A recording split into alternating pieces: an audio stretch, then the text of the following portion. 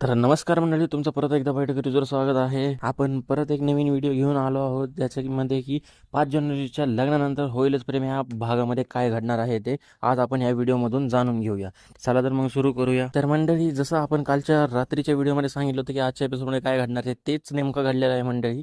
परत आपल्याला सुरुवातीला हेच दाखवले आहे की जीवा त्या रिक्षावाल्या जीवाशी बोलत असतो आणि तेवढ्यात नंदिनीची आई बघते आणि नंदिनीला बाहेर खेचून येते गॅलरीमध्ये आणि म्हणते, बघ ते कसं वेड्यासारखं करतायत. तर नंदिनी म्हणते की हे असंच कुणासोबत बोलत थांबलेत, काय कळतच नाहीये. नंतर मग त्याच्यावर नंदिनीची आई म्हणते की अगं, ते त्यांना असं वाटतं की तू त्यांच्यासोबतच आहे आणि तुझ्याशीच बोलतात ते. अगं, मी तर म्हणते त्यांना घरात घे लवकर, त्यांना जर वेड लागू नये असं तुला वाटत असेल तर. तर नंदिनी म्हणते, हो मला सगळं कळतंय, आता तुला काय म्हणायचं आणि काय नाही, मला घोळात नको घेऊ लगेच. तर मग नंदिनीची आई म्हणते की मी घोळात वगैरे घेत नाही आहे, पण जर असं जर राहिलं ना, तर मग ते तुला तुलाच फेस करावं लागणार आहे, कारण की त्यांना असंच बोलून बोलून त्यांच्यासोबत वेड लागून जाईल. आणि असं चिडून मग नंदिनीची आई आतमध्ये निघून जाते. त्याच्यानंतर ती फक्त जीवाला बघत राहते. नंदिनी म्हणते, कुणासोबत बोलत असती?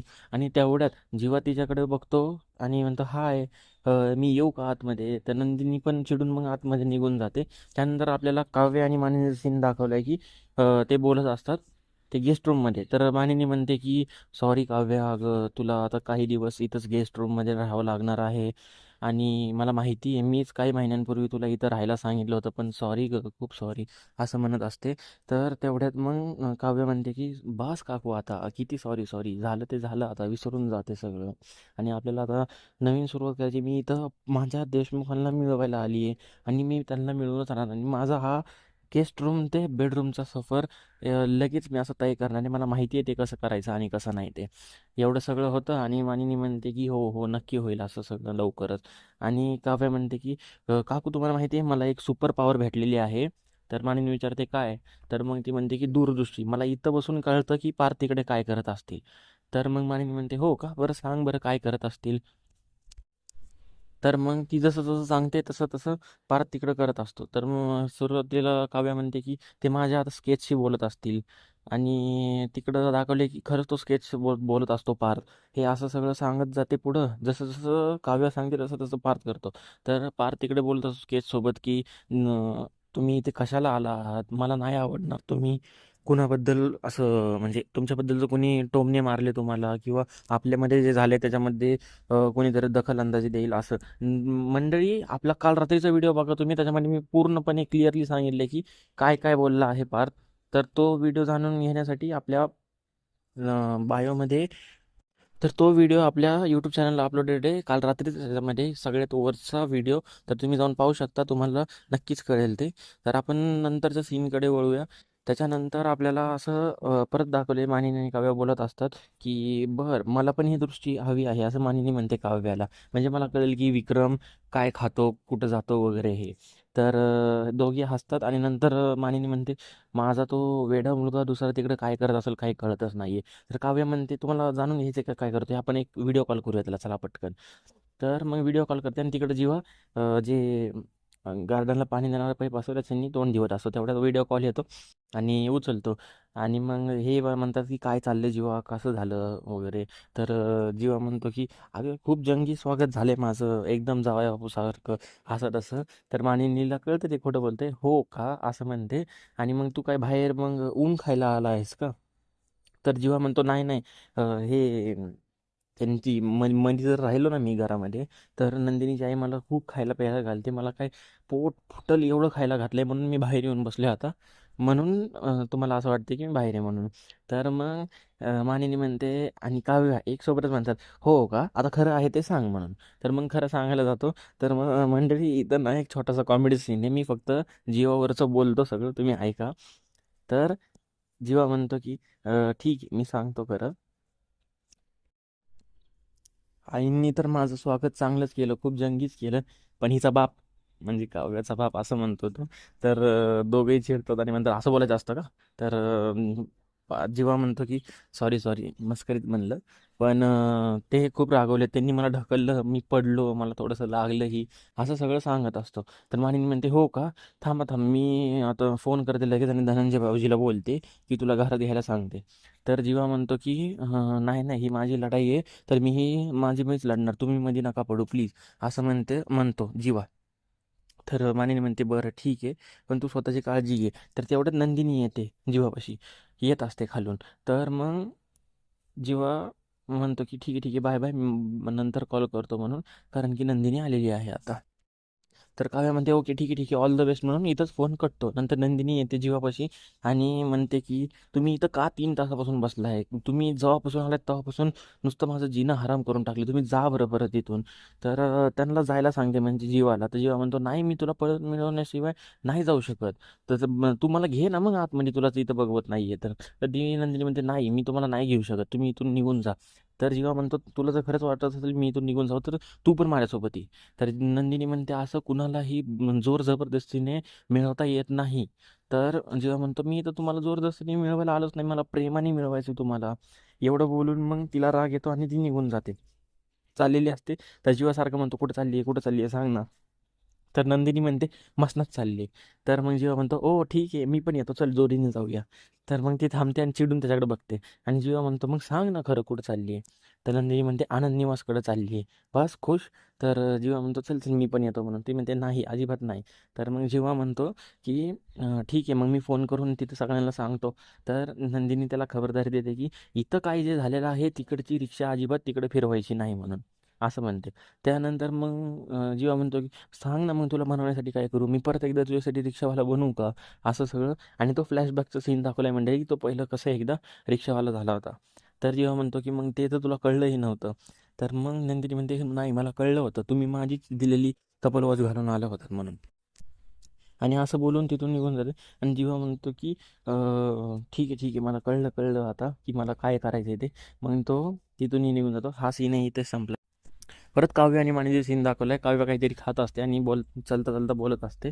तर मानिनी म्हणते की इथून पुढचे काही दिवस जर पार तुला काही उलट बोलला किंवा काही जर विचित्र बोलला तर प्लीज तू राग मानून घेऊ नकोस. तर काव्या म्हणते त्याच्यावर आता मी राग मानून घेऊ शकत नाही, कारण माझा रागवण्याचा, रुसण्याचा, फुगण्याचे आता दिवस गेलेत. मला त्यांचा राग मिटवायचा आहे आणि त्यांनी काही बोललं तरी मी सगळं सहन करून घेईल, ऐकून घेईल म्हणून.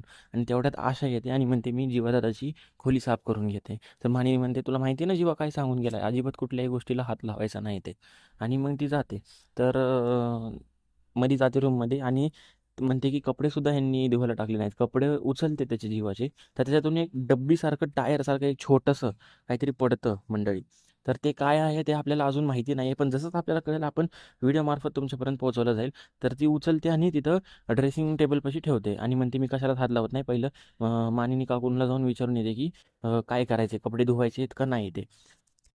त्यानंतर आपल्याला असं दाखवलं की रम्या रूममध्ये जाते तिच्या आणि वसू आता तिथे थांबलेली असते सगळे फोटोज वगैरे काढून. तर रम्या म्हणते हे सगळं कशाला काढले तू इथं, आणि कुणी आलं तर अचानक, म्हणजे ती माहिती नाही काव्या इथंच आहे. तर वसू आत्या म्हणते हो मला माहिती आहे, ती काव्या द स्पाय. स्पाय म्हणजे डिटेक्टिव्ह मंडळी.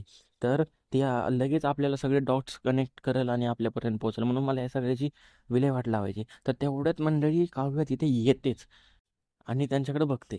तर हा सीन इथे संपलाय. त्याच्यानंतर आपल्याला असं दाखवलं की रात्र झालेली असते आणि धनंजय काका म्हणजे नंदिनीचे वडील हे कुणाला तरी जीवाचा फोटो दाखवत असतात आणि म्हणतात की ह्याला मध्ये येऊ द्यायचं नाही, काहीही झालं तरी, हा खूप चिकट आहे. तेवढ्यात जीवा येतो आणि धनंजय काका म्हणून बघतो आला तर जा तिकडं. तर हा पण खूप एक कॉमेडी सीन आहे. तो वॉचमन एक कॉमेडी ॲक्टर आहे मंडळी, तुम्हाला व्हिडिओमध्ये कळेलच आपल्या, मी फोटोज त्याचे टाकेलच. तर तो तिथे जातो आणि म्हणतो तुला इथं यायला एंट्री नाही. तो बिहारी असतो वॉचमन. तर मग जीवाही त्यासोबत खूप मस्ती मजाक करतो वगैरे. आणि मग त्याचं नाव गुड्डू असतं त्या वॉचमनचं. त्याच्यासोबत खूप छेडछाड वगैरे असं करतो आणि त्याला इमोशनल ब्लॅकमेल करतो मंडळी. आणि तिथेच बसतात ते तिथं आणि म्हणतो की जीवा एक एक चहा झालाच पाहिजे. तर तो गुड्डू उठतो आणि आतमधून जाऊन चहा आणायला चाललेला असतो. जेव्हा म्हणतो ठीक आहे अद्रक टाकून आण बरं का. मग हा सीन इथं संपलाय. परत आपल्याला काव्याचा सीन दाखवलाय की काव्य तिकडे बघत असेल तर आपल्याला असं वाटतं की ते सगळे फोटो सीन बघितले असेल, पण नाही, त्याच्या आधीच रम्या त्या सुटकेसवर बसलेली असते आणि वसू आत्याचं एक बोट त्या सुटकेसमध्ये अडकलेलं असतं मंडळी. तर काव्य हसते आणि म्हणते की तू अशी का बसली आहेस, बिघडलेलं घड्याळ म्हणते ह्यावेळेस. तर रम्या म्हणते काय तुम्हाला बिघडलेलं घड्याळ म्हणते, अशी कशी काय हिंमत झाली तुझी. तर ती म्हणते हो, कारण की तू कधीच करेक्ट काय सांगू शकत नाही, जसं बिघडलेलं घड्याळ कधीच टाईम बरोबर सांगू शकत नाही, तशीच तूही आहेस म्हणून. तर तिला खूप टोमणा मारते. मला आठवते की आमच्या गावाला म्हणजे बाबांच्या गावाला एक तळं होतं, तिथं म्हशी पण अशाच बसत होत्या एकदम थैमान घालून. तशीच तूही या सुटकेसवर बसलेली आहेस. तर मग रम्या म्हणते वसू आत्याला, आई तू सांग नाही, आई बघ ना कशी बोलतीये ते. तर वसू आत्या काहीच बोलू शकत नाही, कारण म्हणजे मी तुम्हाला जसं म्हणले की तिचं एक वसू आत्याचं एक बोट सुटकेसमध्ये अडकलेलं असतं, म्हणून ती काहीच बोलू शकत नाही. तिला खूप दुखत असतं. तर काव्या म्हणते बोला बोला काय बोलायचं ते बोला, पण ती काय बोलू शकत नाही वसू आत्या. तर मग त्याच्यानंतर मग काव्या म्हणते की ठीक आहे, रम्या तू चल आपण खाली जाऊया. तर रम्या म्हणते कशाला. तर काव्या म्हणते त्याच्यावर की शुभम कृती म्हणूया, तुला थोडीशी बुद्धी दे असं देवाला म्हण, आणि चल चल म्हणून हात ओढते. तर मग वसू हत्याकडं रम्या बघते, पण वसू हत्या पण म्हणते जा जा, कारण की वसू हत्याला तिचं बोट काढायचं असतं सुटकेसमधून. तर कशी तरी ओढू ओढू नेते मग तिथून.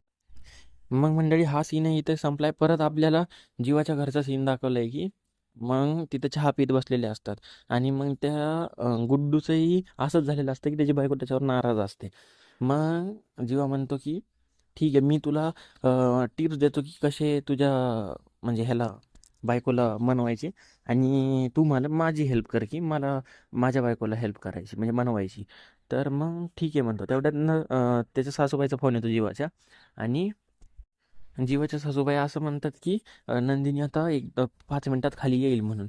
तर मग जीवा म्हणतो ठीक आहे, माझी सगळी तयारी झालेली आहे, सगळा जुगाड मी लावून ठेवलेला आहे. तर तो गुड्डू वॉचमन येतो, म्हणतो की कसला जुगाड जुगाड, तुम्ही खूप वेळ झालं जुगाड जुगाड म्हणताय, पण मग सांगा ना तरी. तर मग तो तिथून असं चुटकी वाजून गायब होतो जीवा. तेवढ्यात नंदिनी येते, आणि हा गुड्डूचा नंदिनीसमोर दणकन जाऊन उडी मारतो आणि म्हणतो सलाम. तर मग ती घाबरते आणि म्हणते की जीवा गेले का म्हणून. तर गुड्डू म्हणतो हो कधीच गेले. तर ती शोधत असते इकडं तिकडं. तेवढ्यात मग रिक्षा घेऊन तो मध्ये आलेला असतो, गार्डनमध्ये तिथं फिरवत असतो. त्यांनी रिक्षा खूपच भारी सजवलेली असते मंडळी, जसं की तुम्हाला फोटोमध्ये दिसेलच, नाही दिसले तर एपिसोडमध्ये आपण बघूच. हे सगळं असं दाखवले गेलेलं आहे.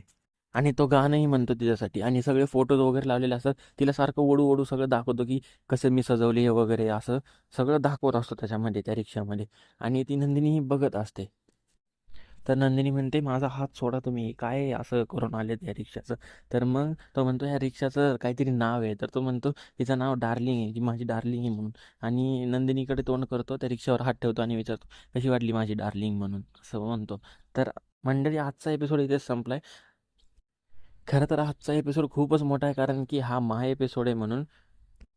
आणि आपण खूपच लवकर हे सगळं सांगितलं आहे एका व्हिडिओमध्ये, कारण की एवढं सगळं मोठं कव्हर करणं जवळपास अर्धा ते पाऊण तासाची व्हिडिओ झाली असती. त्याच्यासाठी आपण ही लवकरात लवकर संपवलं आहे. आणि तुम्हाला